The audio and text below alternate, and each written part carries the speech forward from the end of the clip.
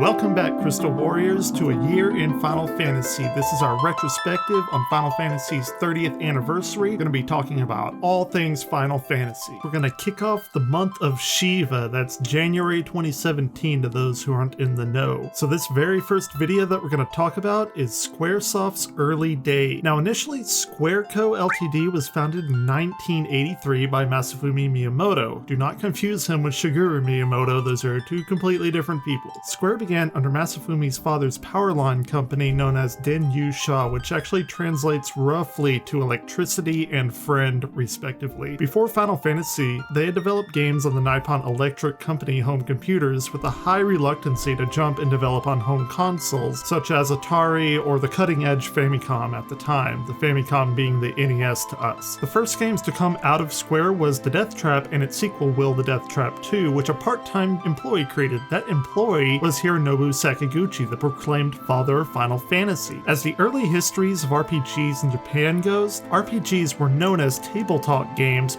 or tabletop role-playing games. RPGs as a whole were extremely niche during the early 80s in Japan, and I'm willing to guess that before the 80s, it was probably all but unheard of due to the genre itself coming into existence in the US just a decade prior. Hisashi Suzuki, an ex-CEO of Square, states that his colleagues and himself were already familiar with the adventure games on Apple PCs when they were hired by the company as part-time workers. Hironobu Sakaguchi, the creative director of the current Final Fantasy as we know it, claimed that RPGs should be commercialized because they were so unfamiliar to Japanese consumers at the time. As these role-playing games started gaining a little bit more prominence, early computer games were usually created by one person really, but Miyamoto thought this to be folly, just to simply copy others and what they were doing at the time to create computer games. So what had happened was they began hiring people to form teams and focus on different aspects of developing games like music, graphics, etc. Eventually, Square was the seventh third-party company to officially contract with Nintendo, though this came near the latter part of the Famicom boom in the 80s, and as such they made no profits a year and a half after that contract was signed. Financial times became increasingly hard for Square as they released many generic games just to get whatever profits they could, and really they didn't make any profits at all. So rent in their Ginza office, a rather nice and exclusive part of Tokyo, became too much for them to spare, and they were forced to move to a shabby office in Ueno, an old downtown area of Tokyo.